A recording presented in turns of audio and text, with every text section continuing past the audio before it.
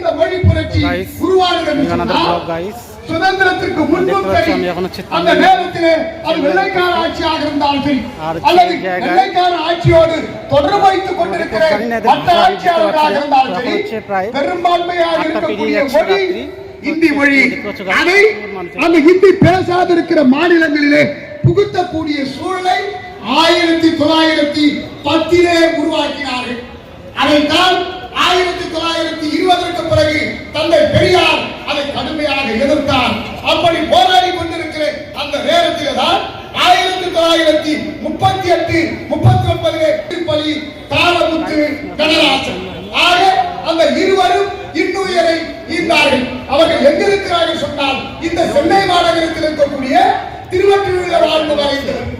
சரி, 1938 பிறகு பெரியாருக்கு பிறகு பெரும் பெற்று ஜவஹர்லால் நேரு அவர்கள்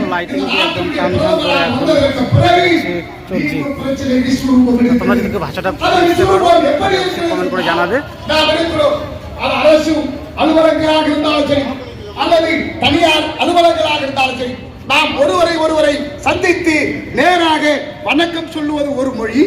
அதற்கு பிறகு ஒரு அரசியல் தாக்கீது வருகிறது என்று சொன்னால் அது ஆங்கிலத்திலே இருக்கும் அல்லது தமிழிலே இருக்கும்.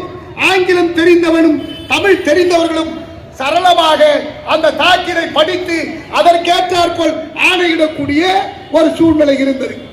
ஆனால் மீண்டும் ஒரு பிரச்சனை 1960, 61, 62, 63 ஒரு பிரச்சனை உருவாகிறது.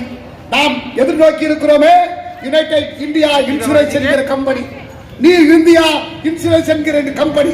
அன்றைக்கு 2 கம்பெனி தான் இந்த தேசத்திற்கு பொது உடைமை வங்கிகளாக அந்த இன்சூரன்ஸ் கம்பெனிகள் இருந்தது. முதலில் அந்த கம்பெனியின் வாயிலாகத்தான் இந்தி பேசாதிருக்கிற மாநிலங்களில், குறிப்பாக தமிழ்நாட்டில் முதலாக இந்தியிலே டெல்லியிலிருந்து டைப்பிங் செய்யப்பட்ட அந்த மின்னஞ்சல் மூலமாக தமிழ்நாட்டிற்கு வருகிறது.